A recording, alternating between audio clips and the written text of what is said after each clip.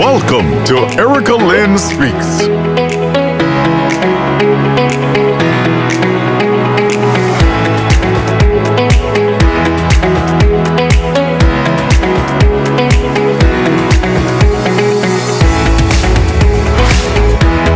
An inspirational, motivational conversation designed specifically to help you move forward. And now, here's Erica Lynn. Welcome. This is your girl, Erica Lynn.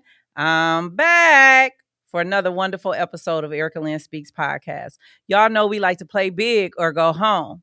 Right. So today we're going to play big. We're playing big for all of the fathers out there. So shout out to all of the fathers who are doing wonderful and amazing things to make a difference in the lives of your children. But before we get into the story, my guest today, he wrote a book called The Fatherhood Effect. And we're going to talk all about the effects of a father, the effects that the father have on the children, the mothers, the wives, just everybody that encompasses with the man of the household. But before we go into that, I want you guys to subscribe to my YouTube channel. If you have not already went over to YouTube, go on over there now and help your girl build that YouTube channel. I'm excited, right? Because God is doing some amazing things with Erica Lynn Speaks podcast.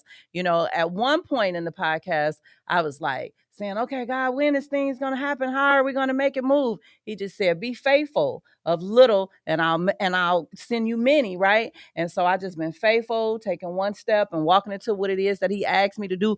I don't have all the answers. And yes, I do freak out sometimes, but then God always work it out because he sends some really, really great people into my life to just make it all happen. And I'm excited that I just have walked into what God has asked me to walk into to be a blessing to all of you all who's been watching Erica Lynn Speaks podcast. So before we get on into me introducing my guest, we want to make sure that we give a shout out to our sponsor. So here's an honor to our sponsor, ETSN. Experience the difference with Executive Transportation Services Network, your trusted leader in luxury ground transportation and concierge services. Our award-winning team delivers safe, reliable, and professional services every time. Call 734-770-8990. Choose Executive Transportation Services Network, where excellence rides with you. Listen, y'all, I rode in those vehicles. We ride good, okay? So make sure you go to ETSN247.com and reserve your ride today. So shout out to ETSN. I'm not going to hold you guys back. I just want to bring my guests on so we can talk about all of the amazing things that he has done, the things that he is doing, and the things that he don't even know that God is going to open up the doors to him to do, okay? So he's a former professional basketball player and an AND1 Mixtape icon featured on ESPN and Hulu. Has officially opened pre-sales for his highly anticipated new book, The Fatherhood Effect, A Legacy Path from Pressure to Presence to Purpose. The book will be released on March 29th, 2026, and is positioned as a bold, practical guide for men who want to lead with consistency, character, and real presence at home and in the community. So without further ado, join me in welcoming my guest, Robert Brown Jr. Welcome. I'm so happy to be here. Thanks for having me. Yes, I'm so glad you came back. Absolutely. Yeah, so a lot of people watched our first podcast that we did, in which we cracked a lot of jokes, and it was an amazing podcast. Yes. Unfortunately, we dealt with technical difficulties. Yes. And so I really, really appreciate you coming back for a do-over. It is my pleasure. This team is wonderful, and this venue is wonderful, and of course, our great leader here that's running everything. It's a blast. I'm happy to be back. Thank you. So the first time you was here, we talked about a whole lot of things. Wow. So many of you all didn't get a chance to see the first episode because guess what? I took it down. So now you get to hear some of these things for the first time. And if you heard it before, act like you didn't and enjoy it still. Okay. So for those meeting you for the first time, who is Rob Brown Jr.? Who is Rob Brown? Beyond the title of the author. Who is Rob Brown Jr.? Beyond the title of the author. Rob Brown Jr. is a God-fearing, flawed man that is just here just to spread his testimony. I'm just here to just provide joy. I'm one of those people that just love to see people win. I feel like the true measure of success is to helping others succeed in life, not just myself.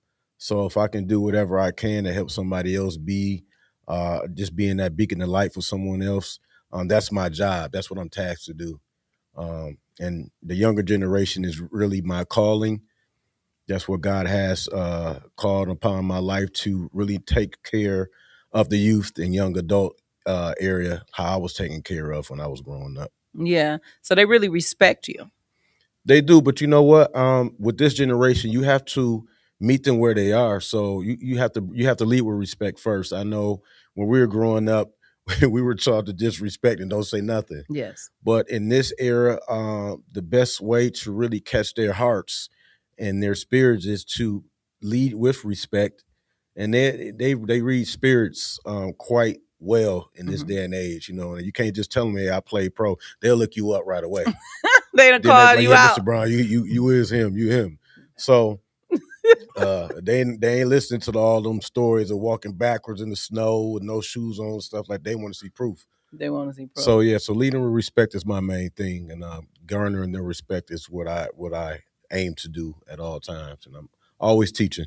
Yeah. Yep. Yeah. Because I know you've come across that young man who is just mad. He's angry. Yes. He's angry. He's angry at the world. Mm-hmm. And so how do you handle one of those situations when you're mentoring these young men and he's just angry? Like, how do you even like dive deep to find out what the root cause is of his anger? So one of those young men used to be me. What you just described used to be me. And it was me all the way up until about I was 25 or 30 when I was really in the meat and the prime of my basketball career. I had my dad, Howard Golden, to kind of lean on for those experiences. He already told me what was going to happen, how it was going to happen and everything. So, but I also had to lean on prayer. I knew about God.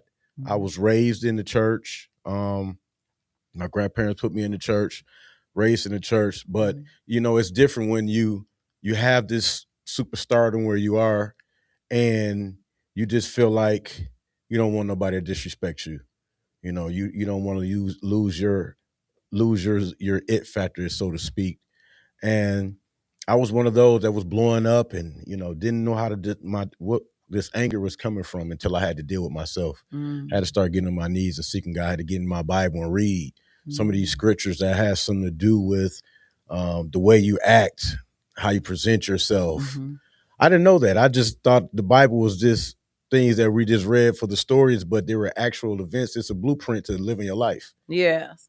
So how I dealt with one or two of my students that had issues, I just came to them. I sat down, like, listen, I love you, man.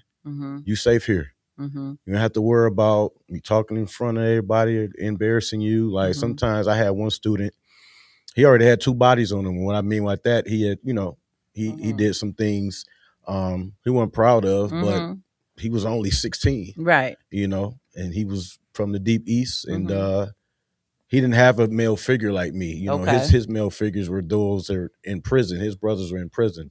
So I had to take him outside of the classroom and say, hey man, you safe. I got your back. All I need you to do is be a leader. Yeah. This is how you be a leader.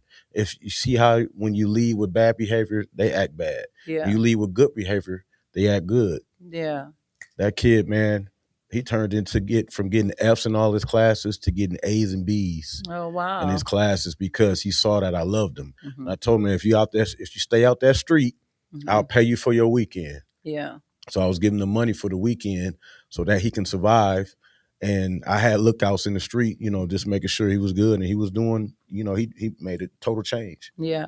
So one of the things as a woman that I did not know the value that a man has Mm-hmm. for our sons. Is because I have two sons. Mm-hmm. Certain things I felt was like common sense, but I didn't realize was not common sense. So, like the youngest son, he went to a program, and the program said you got to have one pair of black pants and one white suit shirt and a pair of dress shoes. Mm-hmm. And so, as a woman, I'm thinking like, that's common sense that you're supposed to know to have this in your wardrobe for a job interview. Mm-hmm. And I realized that so many young men show up for job interviews dressed any old kind of way because they were never taught the proper way to show up for a job interview. So are these some of the things that you teach these young men? I do. What I teach these young men is really it encompasses that. But if they're interested in that, then that's what I'll speak on. But I really go to what their interests are. Okay. Okay. The very first thing I do, because I mentor young men and women too. Okay. Young ladies and young men. So I don't. Let me just fix that. Okay. I believe in just first. Are you okay? How have you been? Because us as parents, we have the hustle and bustle of life. We got to worry about what we're gonna cook for dinner. We got to make sure their homework is done, make sure that house is clean, make sure their chores is done before we even sit down most of the time. Yes. Okay. By the time we sit down, it's 9:30, and now we got to try to get us some rest or try to do some things that we got to do to get ready for the day. Right. But we don't ask our kids, how are you? Yeah. How you feeling today? Yeah. Is there anything you need? Anything I can help you with? And those few words alone takes so much steam off of these kids. We don't understand what they go through, but I've seen it firsthand with the social media now. We had little peer pressures and bullies back then, but now it's seen on a grand scale with this social media, and you can see someone talking about you, and then you can see that person chime in, another chime in, and it's like they're followers.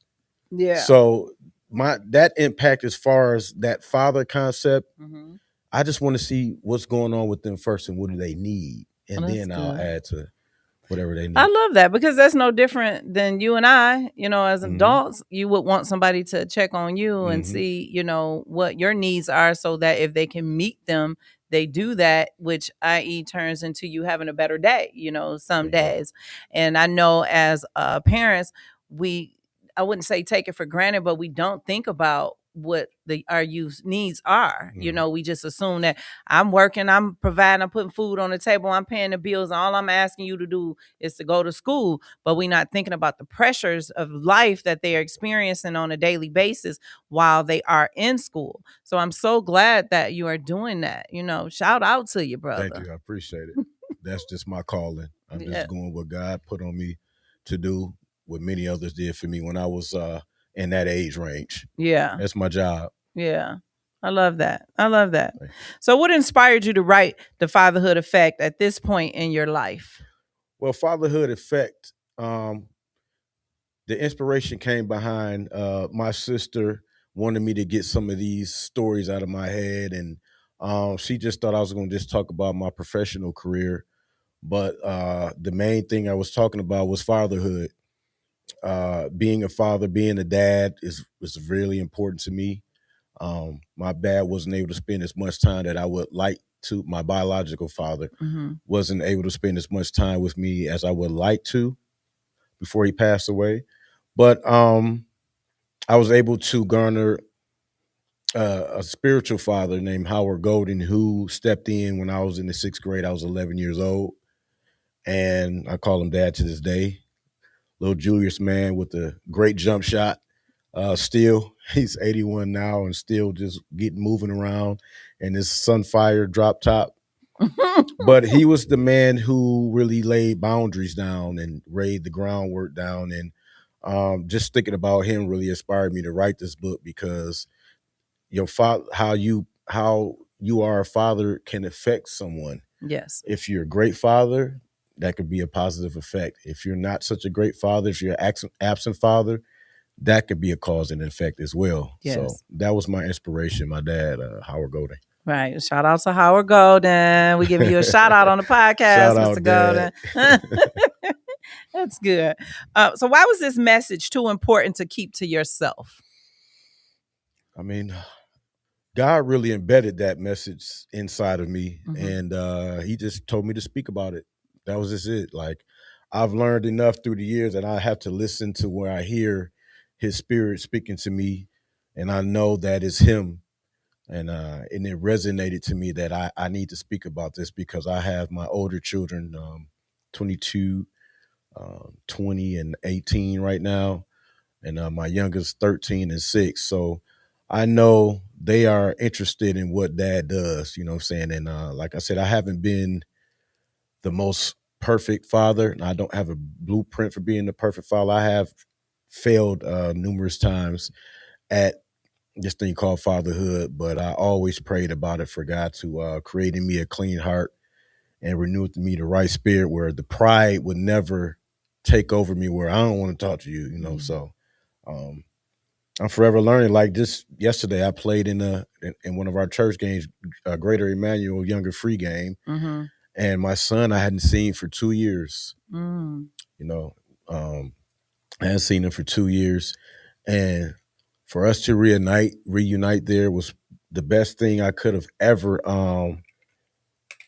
happened to me yesterday because he's my namesake. He's named after me, so it was refreshing. Yeah. But to see his face light up, even after 18 years, like he was first born, it was a blessing to me. And Aww. my kids mean a lot to me. Like I said, I haven't been perfect, but my kids mean a lot to me. Yeah. Yeah. I'm happy for you. And he was happy to see his dad, right? How old is Yes, he? he's 18. Oh, okay. Yeah, Oh, he's okay. 18. So you got a young man Yeah, going into adulthood yeah, real soon. Is yeah. he going away to college? Yes, he has some aspirations to play some junior colleges. So we have coaches tap in with me. My son's very good, 6'3", point guard, lefty. He can play. He can play. So Okay. tap in with me if you Okay. can. Good, good. Okay, so we're going to transition a little bit about transformation. What are some of the signs that a man is operating under pressure without even realizing it? Mm. Well, I do know that from my own understandings, when I had those type of pressures, I would like want to go away from the world, so to speak. Like I would live in my mind to try to figure things out, try to navigate things, get quiet. That's what a lot of men do, just get quiet. I'm trying not to show their emotional side, so to speak. But Okay. what that does, it makes things worse. Okay. When you shun your kids out because you're having money problems or bills, or you're having problems with your ex or baby mama drama, Yeah. and then your kids are affected. So I've learned that through my times not to allow my kids to see whatever it is going through. Mm-hmm. And if they do, they see me navigating or they see me praying about it. Okay. That's one of the keys for me. Right, because I know you don't share everything with them, but I Mhm. do agree that you should share some things so that Absolutely. at least they understand, what's going on, so that they can back up a little bit, and especially if it's financial and they don't know that you having financial problems. They like, dad, give me this, dad, give me that, Mhm. and then you can't give it to them, but it comes across as you're making false promises opposed Mhm. to just being realistic or truthful. They say that we in the financial crunch right now, but we're gonna get over it. And when we get over it, then I'll definitely let you guys know. So I appreciate you for, doing that with your kids, because everybody don't do that. Seriously. All men don't do that. They figuring it out. They learn later on, but at certain points they feel like if I just, say anything to pacify you for the moment, Right. they don't realize how big of effect that it has on your child. Yeah. Reassurance is key with the children, to be able to reassure them that things are going to be fine. But Mm-hmm. hey, you might even have a blueprint, or I keep using that word, but you might have a way to tell them, hey, this is what I do, this is what's going on. Mm-hmm. And then that's something that they can be interested in, and that's a way to just teach them about financial literacy and all type of other avenues you can teach them on, instead of the regular how was school, Mm-hmm. what did you do today, and then that's the last time y'all talk for the rest of the evening. Y'all retire to your rooms. Right. So I try to have my household is like, when my daughter comes in, she knows we're doing homework. She's running around being a kid. Like, I'm active with them. I stay active, and that keeps me active. That's good. That's good. So how does a father shift from being physically present to emotionally present? That touches on what we just said, just being there emotionally for what our kids need. I know as being a father, it's important to be present regardless, whether you're present with your word, present with your physical state, with being there, or spiritually being present. Being there in the moment when things are going not so right, it's where you really get the respect and the utmost love from your children or whatever family dynamic you're in. We're not all perfect, and some of us are made strong and some are not. Yeah. But at the end of the day, we're not nothing but a prayer away from a breakthrough. Yes. And that's what I believe in, and that's what I trust in. So those are those key intangibles from being emotionally involved. It's really key for us men. Yes. Because we can just get quiet. Yeah. And I've been in marriages like that, relationships like that, with just silence. And I've been wrong for doing that, but didn't know what I was doing was wrong. Okay. You know, I ain't gonna say nothing. Yeah. You don't say nothing? I don't say nothing. We ain't saying nothing. So we're just doing something together that we shouldn't be doing anyway. Right. But the key was, hey, I can really say something and break this whole thing down. Yes. That's taking the pride out. Yes. So because we as women, we look to you guys to break that, right? Even if we were wrong in a particular situation, we still look for you to break the ice, to let us know that it's okay, that we can communicate and talk about anything. And that's y'all role. And not saying that as women we don't come to you and say, baby, let's talk about it. But as women, we do really look for you to create the space, because as many times that we're trying to create that space to be vulnerable, and then I ain't telling you nothing if you just sitting there like a lump on the log, you know what I mean? Because then that means that I'm just wasting my breath because you don't really hear me.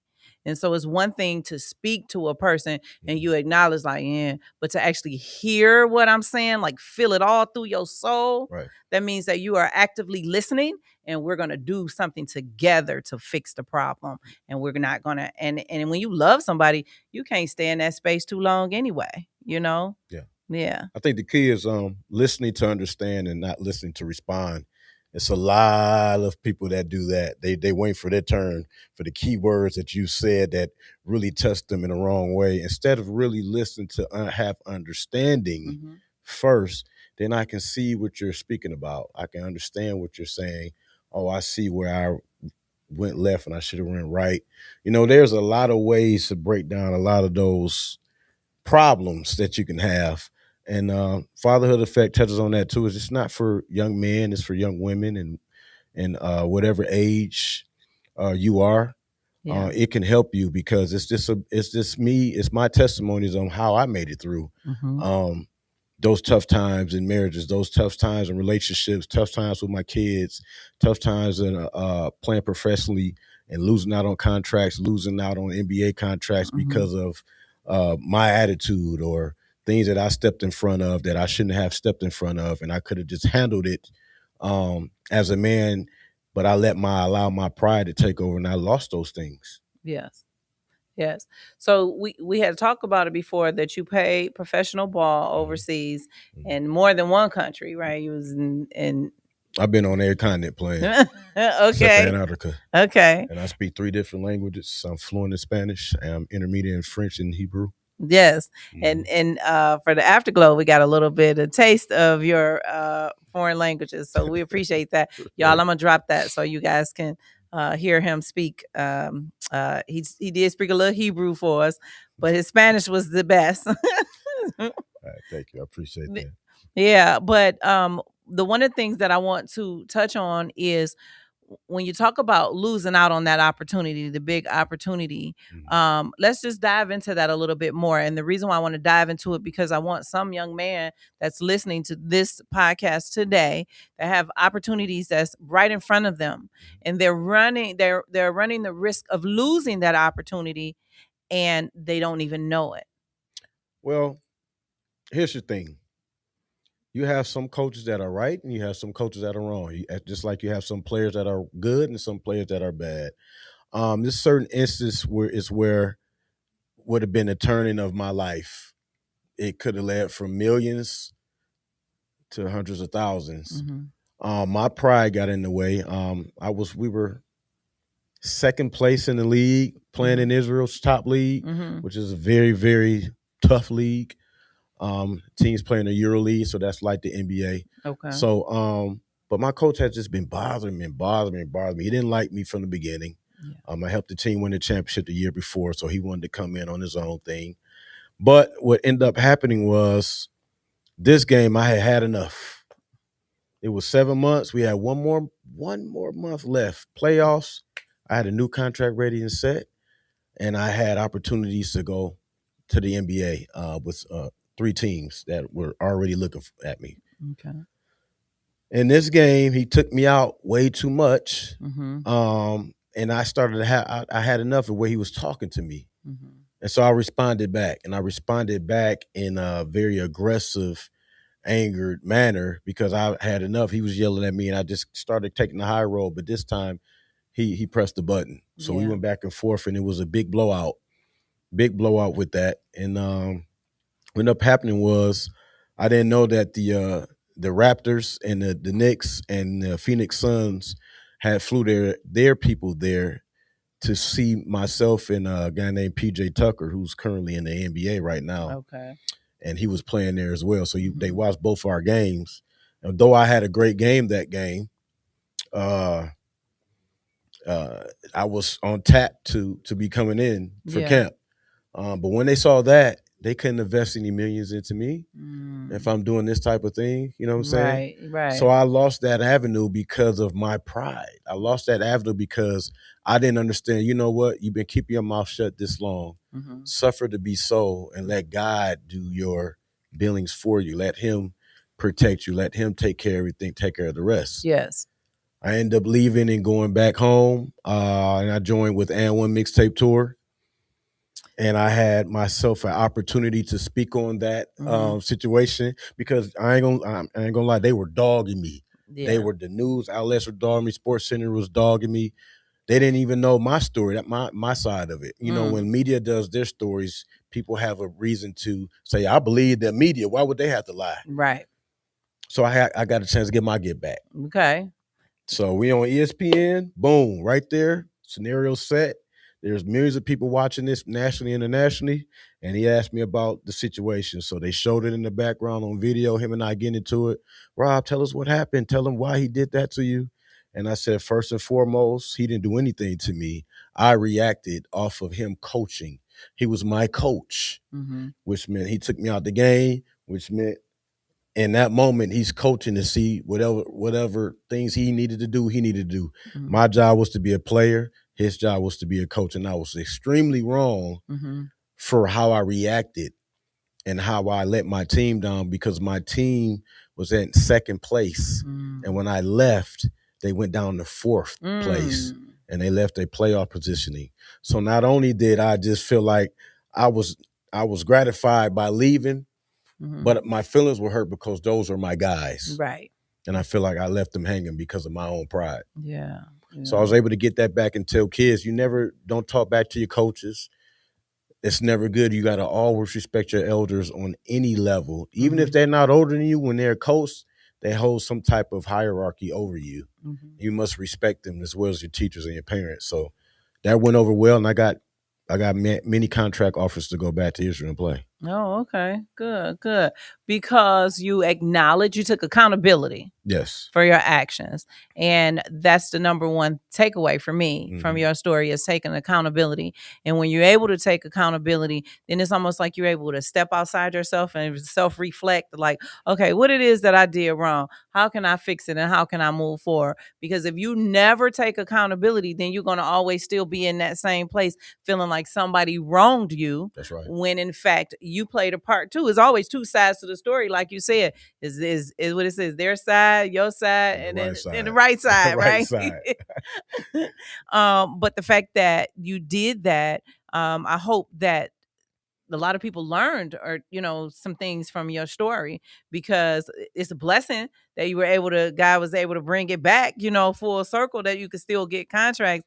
But if you probably had not, been accountable, you probably wouldn't have, gotten those contracts in Israel after that. And so that's a good thing. So that's a great lesson. If there's one of you young men, make sure you be accountable for their actions. We all do things that we maybe didn't want to do or was bad. Like we all, me included, we all did something in our life, because if a grown up tell you they ain't never did nothing, then they lying to you. Okay. So we all did something. But the point is, as adults, we learn from our mistakes. And a lot of adults don't want their kids to go down their same pathway. And it seems like they do project that on the kids, like, don't do this, don't do that, don't do this. And the kids don't understand why, the projection. So I think that is important to share these stories with your children. And here's the thing. Here's the good thing about that. When I did go back to Israel that summer, because I didn't really respond to the antics and the negative things that people were saying, those same fans that turned on me, when I went back, I was celebrated when I went back. We did a whole skit in the middle school, kindergarten classroom, him and I teaching kids, and it was a blast, you know what I'm saying? And we were able to atone and forgive each other for those things. And that just goes to show you, but that accountability that we were speaking about, it comes full circle. Like, it pays to be accountable and hold yourself accountable, no matter if you think you were wrong or right. And if you were wrong, sometimes it's good to be the bigger man. Yes. You know what I'm saying? Sometimes it's good to just walk away. Yes. I could have just walked away, sat on that bench. Yes. And in a month, I'd have had the contract and the opportunity I needed, even though it came back. Yeah. But still, our young men need to understand that those are 2 or 3 great important things: accountability, being respectful, and doing your job. Yes. Those 3 things you can control. Yes. You can't control those things. Oh, I love that. You can't control those things. Those are things that are well within your control. Either you're going to lose control, either you're going to lose your accountability, or you're going to lose your respect. And those are things that are so hard to get back. Once that respect is gone, that is so hard to build and rebuild. And it's like rebranding yourself over and over again, because it's going to be that one person that you disrespected or that you just crossed the line with, that's not willing to be forgiven for you. Oh, I love that. Oh, that was deep. That was deep. Okay, now. No.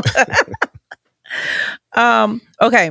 So was there a chapter or a moment in the book that was especially emotional or difficult for you to write? And what made that part so personal? I will say the part with my children in there about me failing, especially my older children. I was gone traveling and playing, so it was very difficult for me to be away from them. And then as they grew up, like my daughter, she was playing, my oldest daughter, she was playing, and she missed me so much, but I was still in the meat of my career. And I felt like I lost my connection with my children. You know, and that was very hard when growing up, and we had some odd things. And I don't want to bring up their moms because we had our situations, but this day is not for that. This day is for my own self accountability to those situations, because I owe that to them. Their moms have nothing to do with my relationship with my children. Yes. And that was really hard. It was really hard to have a time where we weren't even speaking. You know, I didn't hear from them. And it was very hurtful for me. Yeah. It was very hurtful, you know, because my kids are like they're my energy. Yeah. And to have worked so hard to take care of them and provide for them, and to see that things were not going as I thought they would. Like, I really had to go and leave the emotional side and start tapping into the physical side. Yeah. So I used my own mistakes that I made by playing professional basketball when I became the teacher and manager dad. I understood that I started seeing different things that's starting to happen in my life, kind of like when I went off on my coach. And then I started taking that emotional side out of it and the spiritual side, and I started just praying to the Lord. And he started fixing things for me. He started orchestrating how I felt about those children. Yeah.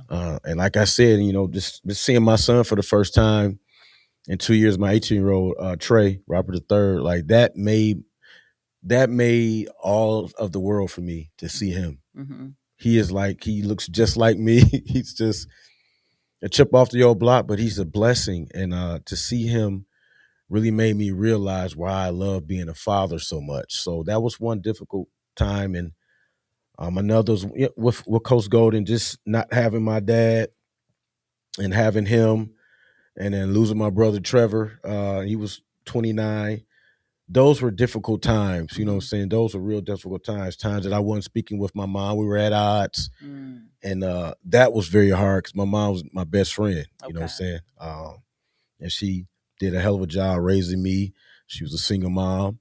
She always held down 2 or 3 different jobs. And I was like, Mom, why you so mean? Like, what's going on? But she wasn't mean. Like she was, and she had Pomerette teams. My mom was like a hater. Like I was an All-American coming out of high school. And then here she comes making a Pomerette team. I said, what are you doing? It's like, I got 2 years with you. You're on the newspaper. You're on TV. All these people coming after you. You're not going to have any babies. If you have a baby, you're going to leave the baby here and I'm killing you.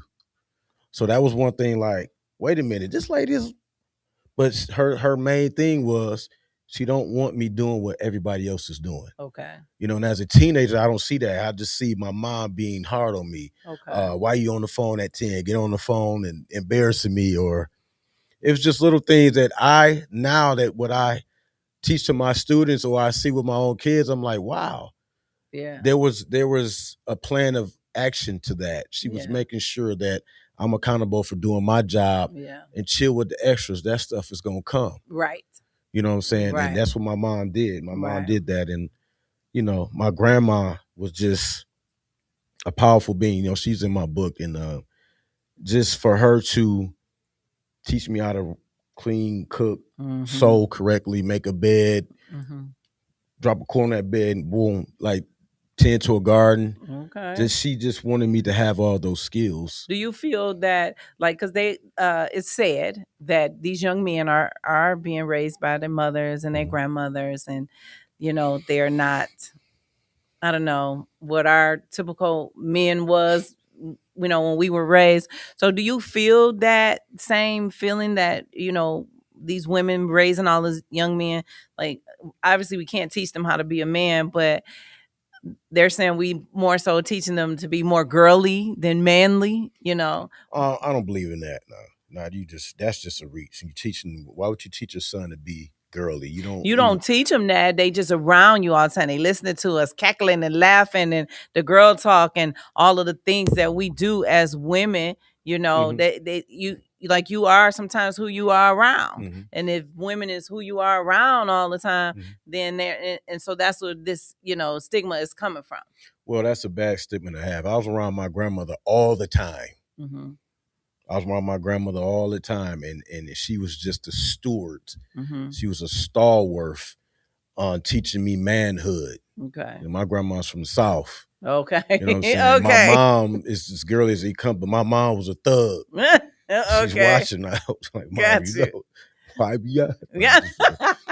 But my mom didn't play no games. You know what I'm saying? So she taught me. I mean, it's easy to say a woman can't teach a man to be a man, and a man can't teach a woman to. But I have my daughter all the time, my 6-year-old, my 7-year-old, and she has all type of things that are womanly. Of course, I can't teach her when she get older about the other stuff that's going on, but I make sure her nails are done.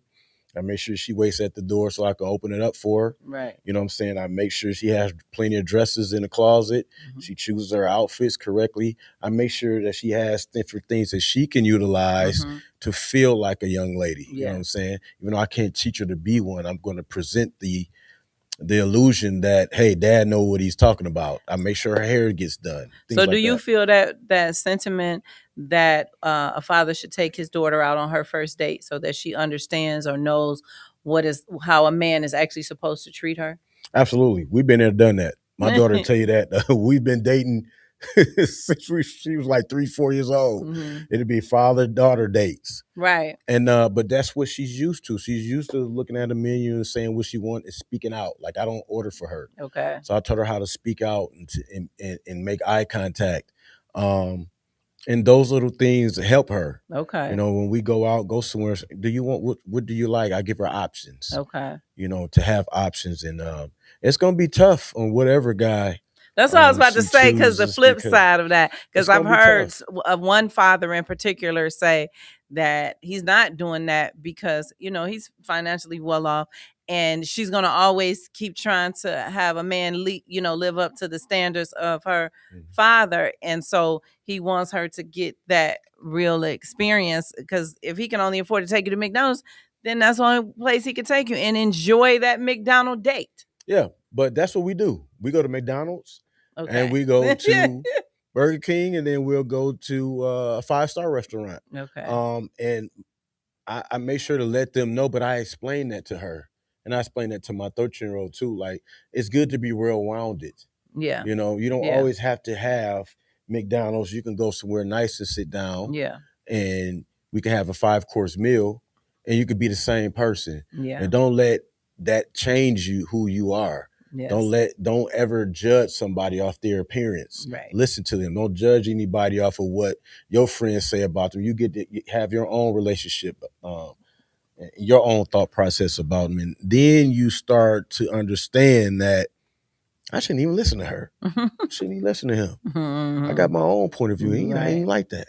Yeah. You know what I'm So saying? you're teaching her to think for herself. I love that, because a lot of people a lot of young people are not taught that. And I say that because they gotta, Mama, what you think I should do? Daddy, what do you think I should do? Opposed to you pushing back, what do you think you should do? You know, because I had to teach my daughter that, even when she worked for me and she trained a lot of my new employees that came on, and she would complain like, oh, they just keep asking me so many questions, and at this point they should know. And I said, can I give you a piece of advice? She says, what? I said, when they ask you a question, how about you ask them one question? What do you think you should do about it?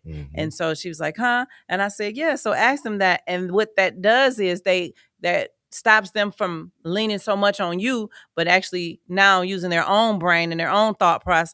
What right. should I do? And so she started doing it, and it worked, and it took just like a lot of pressure off of her. And so that's just the same as we teach our children. What should you do? You know, because I still have young men that I'm raising. You know, they're grown, and I got, you know, the youngest. I think the youngest never really fully, you know, grasp it yet. Yeah.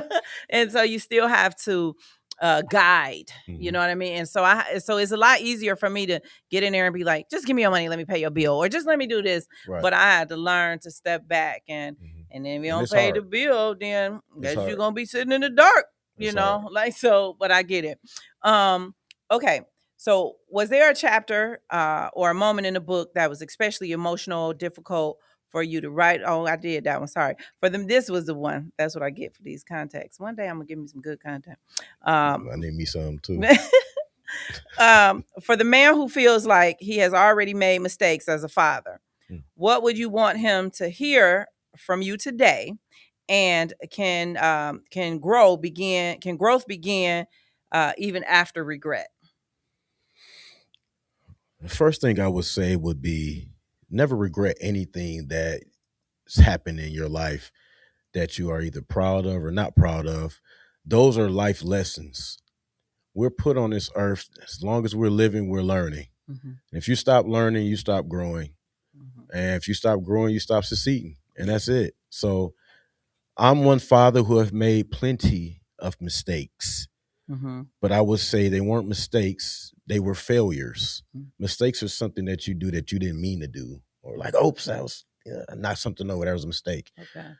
But failures come when you don't step in front of those situations before they become a failure and put a head to it, put a stop to it.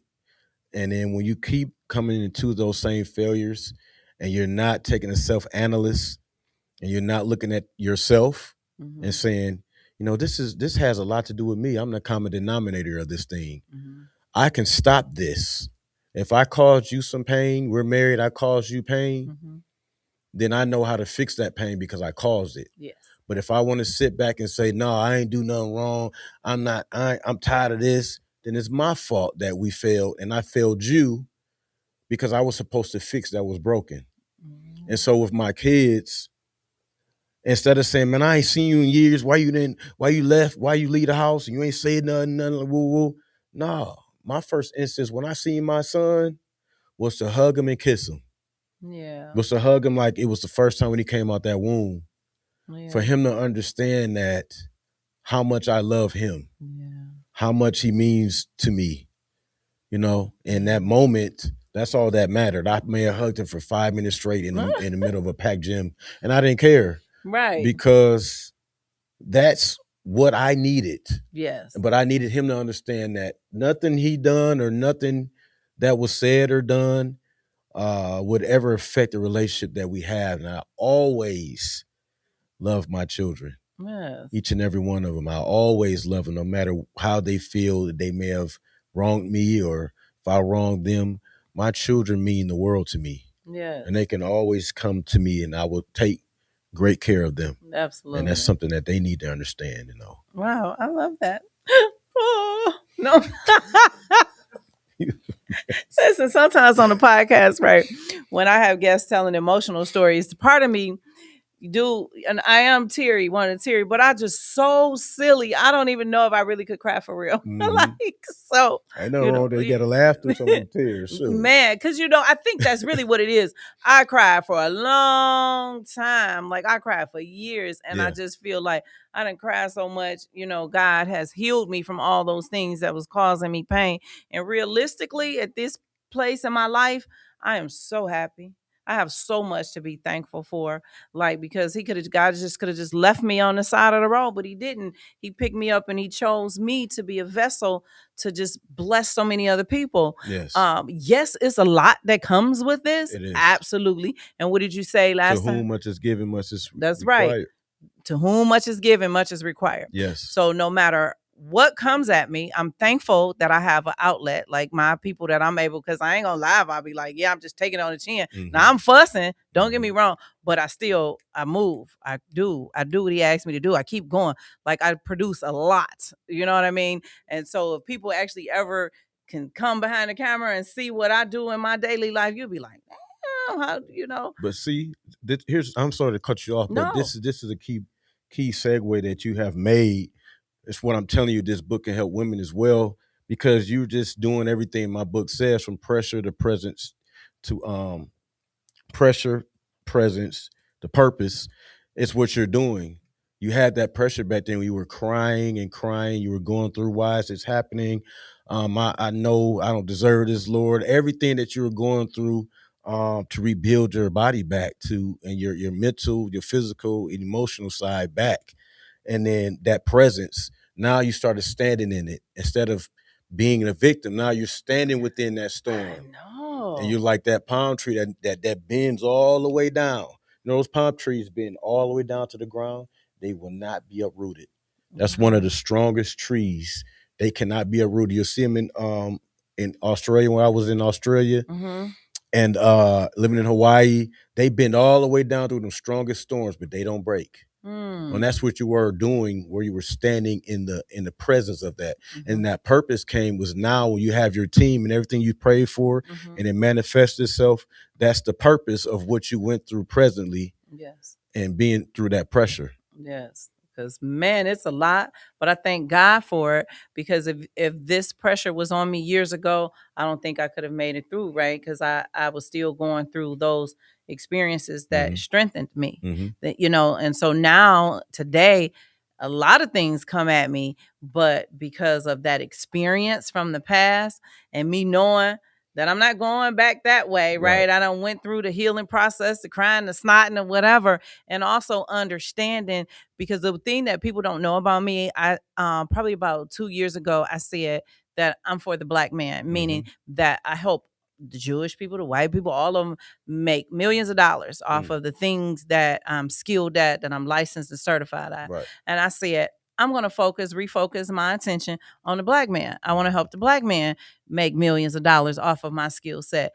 And so that's what I've been doing. I've just been helping black men, and so but that came after me while I was going through my healing period, because there was things that happened in my past that was brokenness from a black man, right? But then God started sending all of these great black men into my fold to show me that we are good. Yes. You know what I mean? Yes. And to help We are. change the way that I thought. And so now I'm standing up. I'm fighting for the brothers. I'm like, hey, what can I do to help? How can I participate in your growth or your journey or something, your programs that you got going on? And so that's one of the reasons why I'm standing here with you today Yes. on the Fatherhood Effect, because that is an amazing thing that you're doing as a father. And not only that you're doing it for your own children, but you are really blessing all these other fathers out here that got questions that didn't have anybody to ask. We can't assume because you're a man that you got the answer to the question. You got to be able to have another man that you can come to and be open enough to ask that question. And then if they can't, then they're gonna read your book because you done laid it out there for them. Yeah, I'm walking in it. I'm walking in my book, and I'm present. I'm present in my book to this day, of what I'm walking in and how I'm leading in my own way, and what I am pretty much guiding whoever needs that guidance, and like I said, I lead by example. Like, I'll tell you right now, like, I am a sinner saved by grace. I'm a very flawed man, but every day that I'm given breath to breathe, that I pray and I get it right, and I ask the Lord for forgiveness, and I repent for things that I've done or been who I've been in my past, and He gives me another day to get it right. I only have 24 hours, so I try to make sure that within those 24 hours, I'm praising Him, I'm praying to Him, I'm giving Him the honor, glory, and the praise for where He has me at, because I know we all want to be at different stages in our life somewhere else, doing what we want to do here, but there is a way to get there, and that's to keep on believing, keep praying, keep praising your way through it. Yes, I love that. So if someone finishes this book and feels moved, what is the very first thing you want them to do next? Put it in a real-time action. Okay. So if you get done reading my book and you feel inspired by it, I want you to touch somebody else that's not doing as well as you are doing. I want you to be that beacon of light to them that my book was to you. And I want you to share, and I want you to model those things, those intangibles that you learned from the book, and how it's blessed you to bless others. Yes. And how to be accountable for your actions, how to be truthful, how to be stand up, not to disappear when things go wrong, because it's easy to stay in there when things are right, but to stand in there and stand firm and be accountable and be a real man. Be a real man. Yeah. Not some of these guys that are faking being a man, but a real strong man. Yeah. And that doesn't mean, hey, you don't weep sometime. You might have to weep sometime and let those emotions out. And that's okay. And it's also okay to be vulnerable to a loved one that you trust and not worry about the outside noise. Yeah. Sometimes we got to put those swords and sheaths down and really become vulnerable. And let someone else take care of you. Yeah. Let someone else look after you and bless your heart, bless your spirit, bless your mind, pray over you. We don't have all the answers. Yes. So when you finish that book, put it to work. Wow, I love that. Like, you just dropped a bunch of gems, right? A couple of my takeaways is be accountable. Yes. Admit that you have flaws so that they don't hold you to this unrealistic expectations to say, hey, I make mistakes too. Right. But I'm accountable for the mistake I made. How can I fix it? What can we do to move forward? And be transparent. It's okay to be transparent to that person. You can't be transparent with everybody, but be transparent with your significant other and with your children. And I love that. Like, you just really have did an amazing thing with this book. You did your thing, Mr. Brown. You did your thing. Thank you for having me. I love it. I love it. Thank you so much. Yes. Me. So everybody that want to get a copy of the Fatherhood Effect, tell them how they can get a copy. So you can go on. I have my pre-sales up right now, and we're we're sending them out, and I'll have it on my Facebook page. I'll have it on my Instagram page. That tiki-taki thing, I'm still trying to get used to maneuvering that. That's just so much going on, but I'm also doing the old school, sending it to all my friends via text message. So it's a link, and all you have to do is press the link, and it'll show my bio of that picture up there with the little red wine on there, little red wine jacket. You was sharp. Members only jacket. But yeah. You was sharp. And so we'll also put the link down in the description code. So after today, they'll be able to go to the website as well. IamEricaLynnSpeaks.com, and your episode will be loaded and all of the comments in the way that they can purchase the book and reach out to you. So we'll, put all your social media on the website as well. Did we have his social media loaded into the system, Q?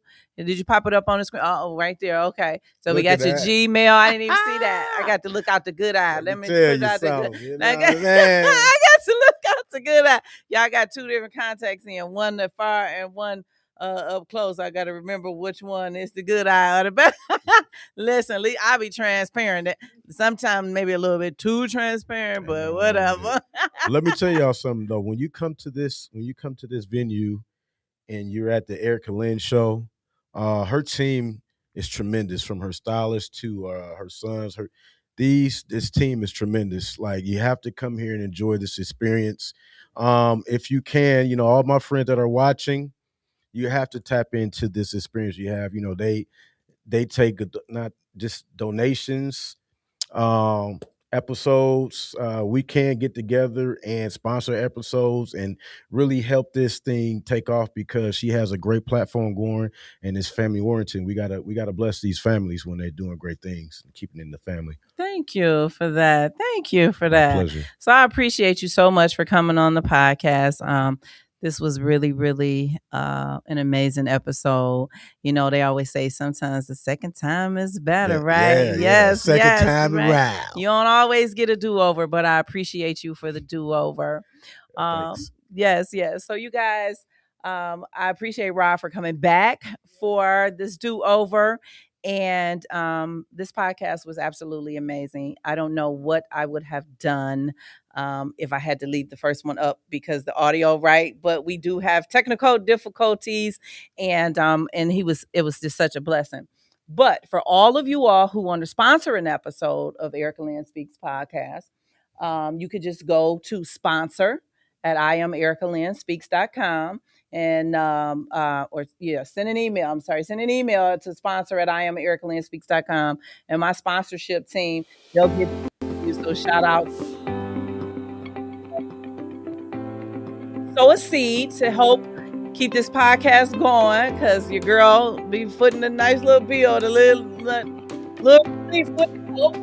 but you can, scan the QR code, and it'll take you to, I forgot what I set it to, Cash App, but we got Cash App, Apple Pay, we got sponsorship packets, whatever it is that you need.